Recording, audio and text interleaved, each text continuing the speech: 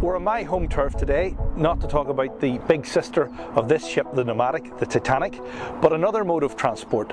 Along with the Vuelta de España and the Tour de France, an international cycle race is set to grace our shores this May.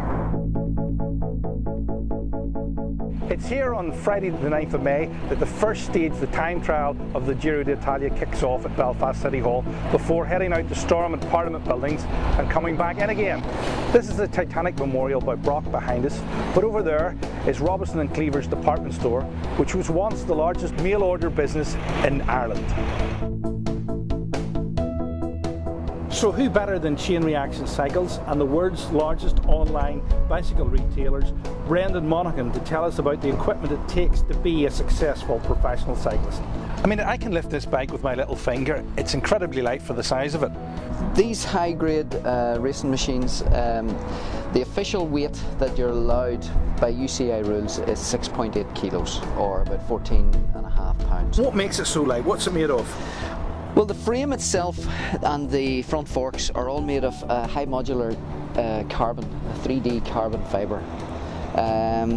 It makes the bike very stiff, but it also makes it extremely light and allows you to go in a straight line much faster, but it also allows you to climb better, and the bike handling is much better.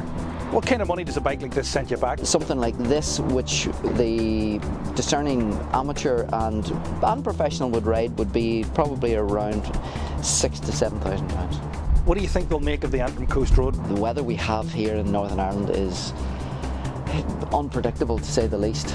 These professional riders are well used to riding in conditions just like that.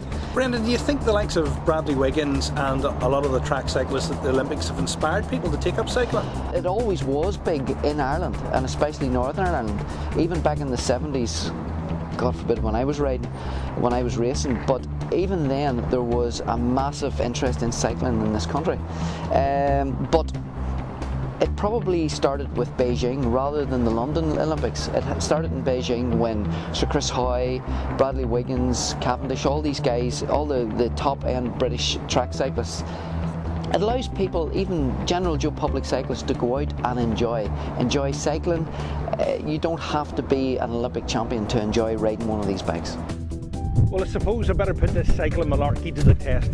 That's William of Orange, and this is Carrickfergus Castle, built in the 12th century by Hugh de Lacy and John de Courcy after the Norman conquest of Ireland. The Giro D'Italia passes here, and if you fancy a cycling holiday in Ireland, this is the sort of thing you can expect to see.